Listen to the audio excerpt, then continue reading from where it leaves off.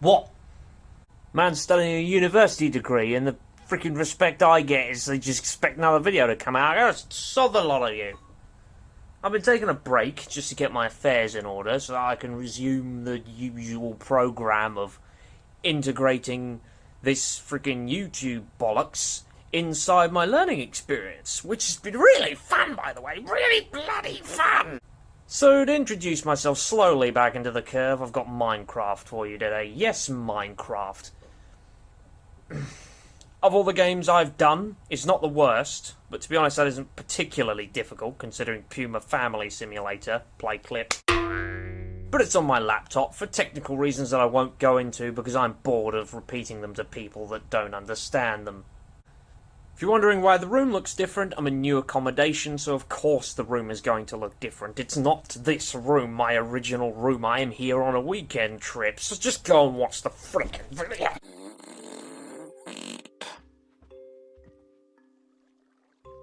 Alrighty then, I'm gonna kind of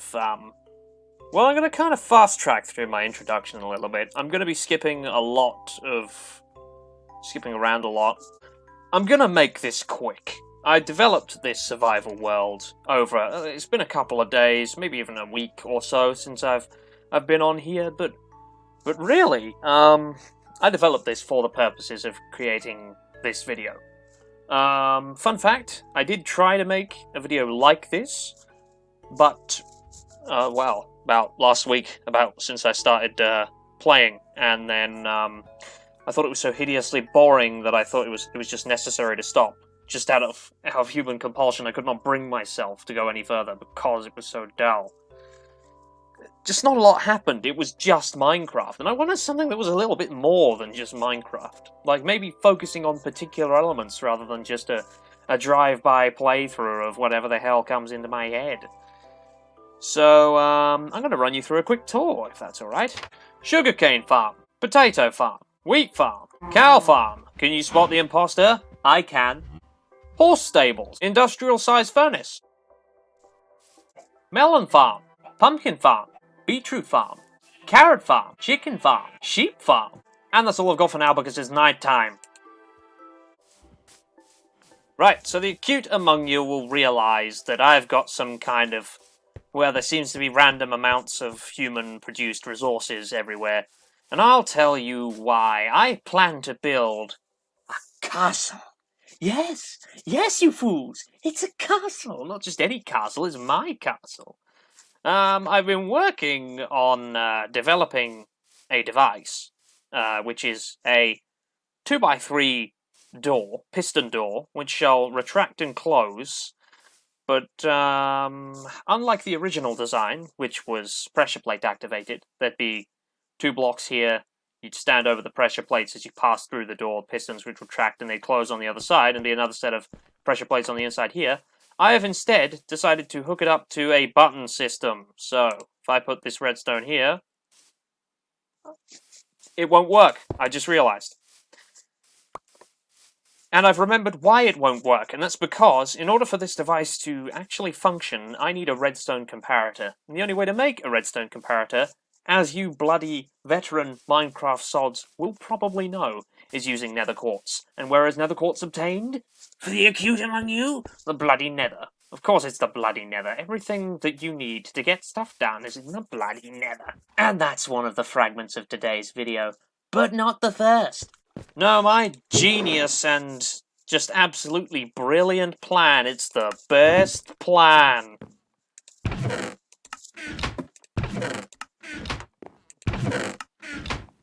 Is to make a device that will boost my level exponentially to the point where I shall be able to enchant any object in the game, and also have several enchanted objects that would be before that even happens. And yes, that's right, you just saw exactly what the plan was.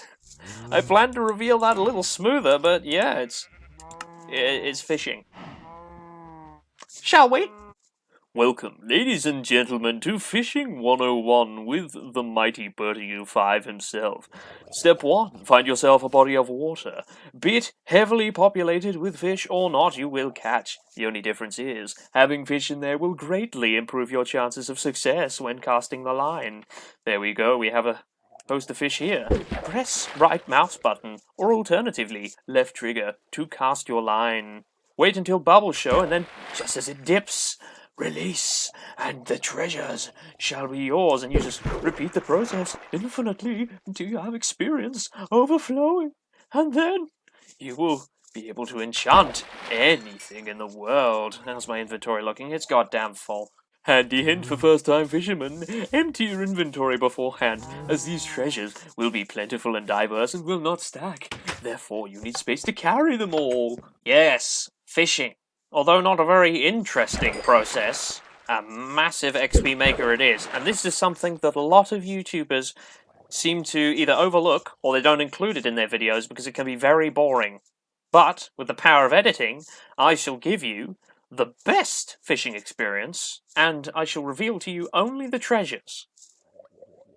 But yes, this is the sort of thing that I would normally cut out in my videos because it's an extensive and long process. It usually leaves you wanting to gouge out your own eyes with whatever comes to hand, in which case is this roll-on deodorant. No, that's not pleasant.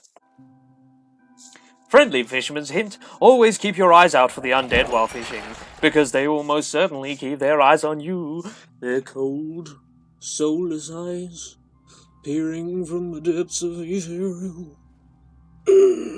Sod off, Plank.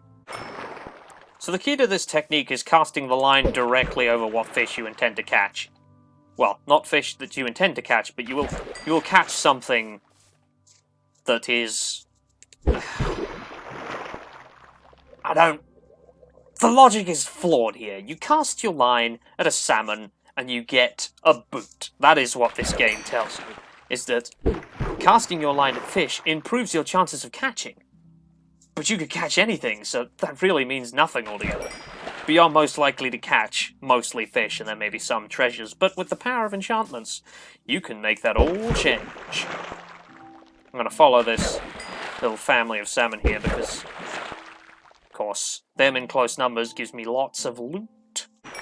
Another friendly fisherman's tip, as well as keeping your eyes on the water, on the lights in the water, keep your eyes also on the light in the sky, because when that runs out, the lights in the water will come for you. Betty buys. You see, my expectation was that another family of salmon was going to spawn, but I've just noticed there is actually one already there. Because it's a fun little fact that if you cast your rod into an unpopulated area of water, it increases... Was that another important item of the day? It's an enchanted book. I can definitely harvest experience off that by passing it through a grindstone to remove the enchantments and harvest the experience. Full stop. Just realised how horrifically dull this is going to be to edit. Oh yes, and that's another thing. Rain apparently also increases your chances of catching. There is a certain science behind why having rain while you're fishing improves the chances of catching, but it's rather boring, so I'll play it in 1.5 times speed so you don't get bored. Okay, so the rain hitting the water causes a disturbance in the surface. Basically, the impact of the droplets causes aeration in the surface water, and aeration increases the O2 levels, which causes the fish to swim up, because who doesn't love delicious O2, eh?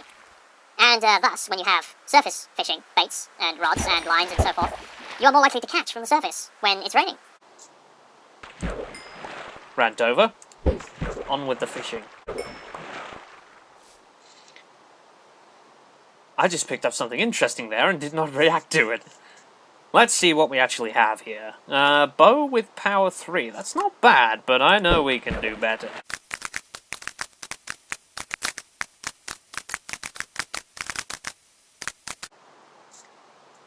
Sleep tight. Alright then. It's been a day's worth of fishing. In the rain.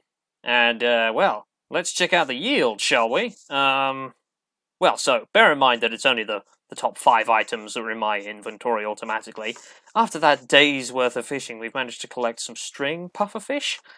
Now, pufferfish have a very particular use. They are vital, essential, in producing potions of water breathing, which will be very, very key when it comes to exploring underwater locations, like ocean monuments, for instance, which I have found one, by the way. I think I go diagonal in a very specific direction, and I come across the ocean, but haven't been there in a while, so it'll take some experimentation to find that out.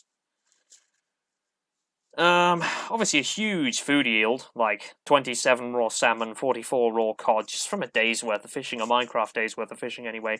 Enchanted book, there's been some string, actually the axe is mine, I did have that beforehand, but some leather boots. Bow, lily pad, which is by far the most useless item in the game. You can't break them down into dye, you can't turn them into a decoration, you can't smelt them, you can't craft anything with them, they are basically useless. More useless, I would argue, than rotten flesh, because at least when you're hungry, you can eat that, you can't eat lily pads.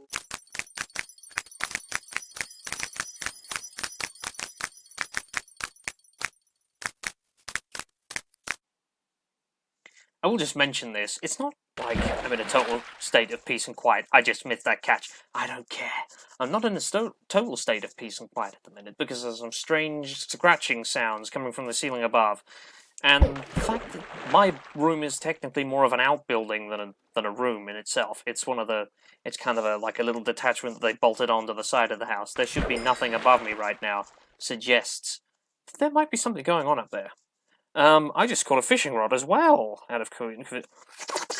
Woo! This is some neat-looking enchantments right there. You've got Luck of the Sea 2, Lure 2, and Mending 1. Now that will be instrumental in my fishing process, because, for the astute among you who know, Luck of the Sea increases the chance you'll get a rare item. Lure 2 increases the chance of getting items at all.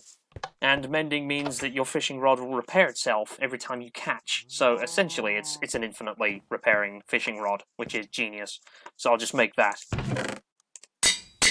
So yeah, I thought it also hit kind of a reset button on my inventory, though it does now mean that my armory is full of junk.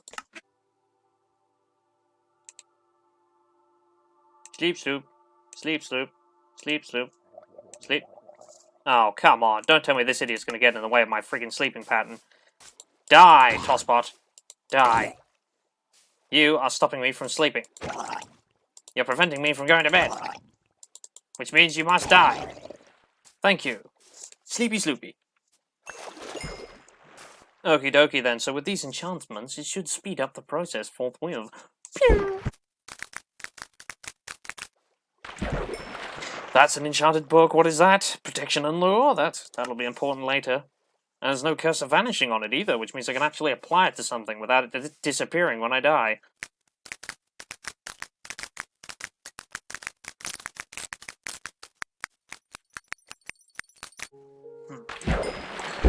Okay, so for another little break to just keep my sanity intact. A real fisherman's pleasure, a privilege even, in Minecraft, is to have a squid. Because a squid, funnily enough, is a relatively static creature in this game. And static aquatic life means you can increase the chances of catching without having to dart about the place putting your rod only where the existing fish are. If that makes any sense. Your increased chances of catching doesn't move. It's great, actually. And but it doesn't look like there's one here, so it won't be spawning in anytime soon. So it's really just a passing note just to make myself feel bad. That's what I've done. Unbreaking 3 and Infinity 1. What do you know? I'm sure if I get a book that combines that with flame, we'll have a really powerful weapon on our hands. Enchanted book, what is it? Fire aspect? That's not flame. I was thinking for a minute that it would be. I don't actually know what fire aspect does. That's another bow. Unbreaking and punch. Punch 1. Right. I'm gonna have some real problems if that dickhead with a trident decides to get all active on me. So if you get too close, I won't be able to sleep, and then when I'm not able to sleep, the sun will set, he will become active, and he'll try to kill me. And the thing with trident guys is they really do have range. And they really do knock out your health. Thank God.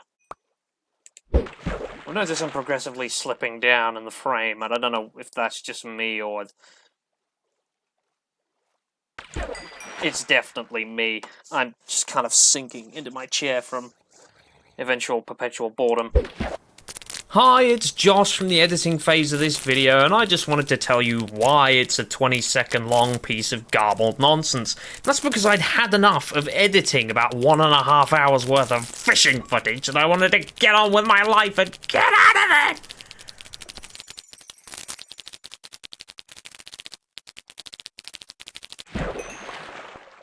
That was a bow. Unbreaking 3, Flame 1, and Infinity 1. So if I combine this with the existing bow, that's going to add Flame 1 to the mixture. Let's go and get right at that, eh? And then how do you like them apples? It's possible. Look at that. Bright, shiny, and new.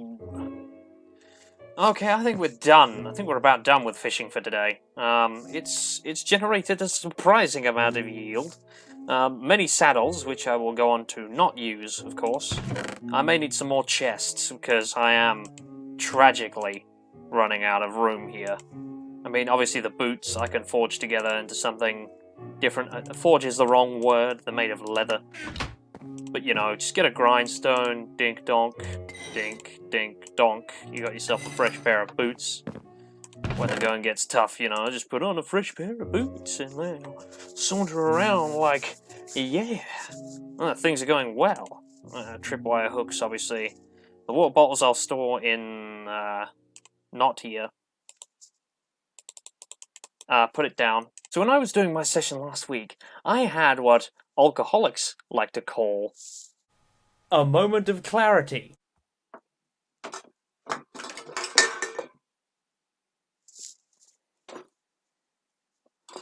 What is one of the most sought-after resources in all of Minecraft? And I'm not talking about in terms of value, I'm talking about in terms of versatility. What do you generally use that's probably what's most used more than anything else in this game? And the answer is coal. Of course it's coal. You get it from the ground, you use it to smelt all of your ores into different things, except of course diamond, which is, you just mine it and you get diamond and redstone and any other kind of mineral stone or whatever. But all metals have to be smelted. And to create different kinds of stone, you have to smelt stone. To get netherite scrap, you have to smelt a piece of ancient debris. It all comes down to fuel. Now, coal, one of the best fuel sources in the game if you don't count lava in a bucket, or charcoal. Think about this. Lava, limited supply. You could generate a pool that would manage to replenish the amount of lava in the center of it somehow. But here's the thing, that's a lot of effort to do, trying to maintain a pool of lava like that. I tell you what's not a lot of effort to do. Maintaining a forest. I've got tons of trees on my doorstep. All I need to do is just turn some of the logs into planks, smelt the logs down into charcoal, and I've got this whole alternative fuel source, which is, it's going to last me forever, which is why when I go outside,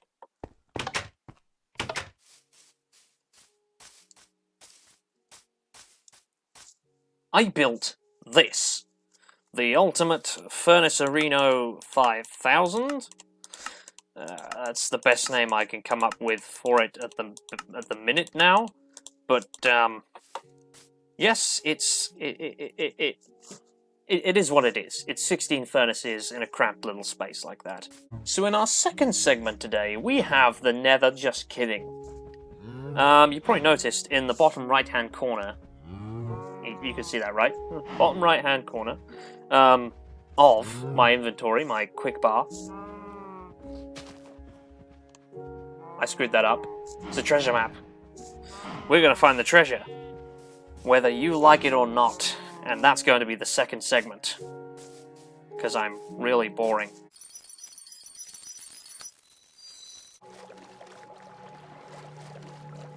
So I'm going to bring you prospectively out of what is essentially going to be a time-lapse. I know it's going to be a time-lapse because I'm not going to film all the way through that distance. That jump scare didn't work because I was talking.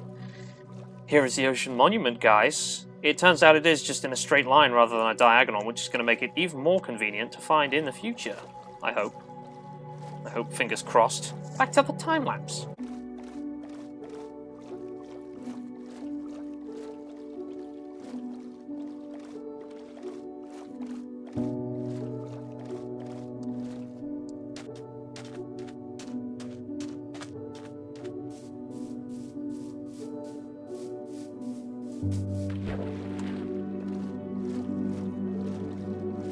Oh, look at the map, look at the map.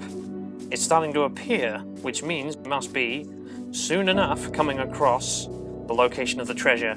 However, we will have to wait for this miner's fatigue to run out, because, yeah, that means we can't break anything. Look, even if I try with this piece of redstone on this dirt block, it's never going to break. Because of this effect, you cannot break anything. And it's very frustrating when you're trying to harvest prismarine from a structure that does not want prismarine to be harvested from it. But, you know, it's just the way of things. Nature has this way of resisting the powers of man. Human technologies just generally just shrugs them off. Poof, back in your face. This is just one of those instances, I'm afraid.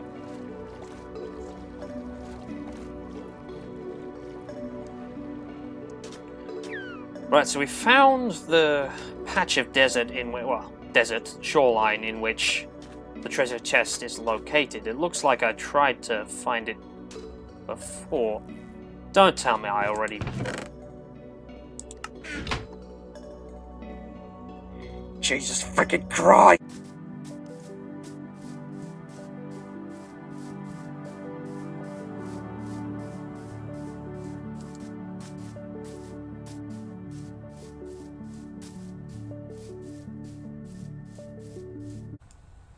Okay, so it's now upon viewing the footage that the other half is corrupted. You know the bit where I said it would go to the nether? It's not there. It's just non-existent. It doesn't exist. It doesn't exist. Why doesn't it exist? I don't bloody know. I thought it was there when I turned off OBS, but it's not. It's gone. It's vanished into oblivion. What am I supposed to do about that, eh? Except maybe just hype you up for the next bit, because I made a lot more work on my castle project, and I also built the nether portal, went inside it, and harvested a bunch of resources that I'm currently using to enhance the design of my castle. You know, introducing basalt elements rather than just classic old stone bricks. So I suppose you've got that to look forward to, so that's my excuse. But ultimately, the footage is coming. It's just going to come in the form of a part 2. Hope you don't mind. The part 2 won't take quite as long as part 1 to figure out, okay? That's good, that's good. Well, thanks for joining you. It's been a pleasure to have you here watching my video today, and I'll see you in the next episode.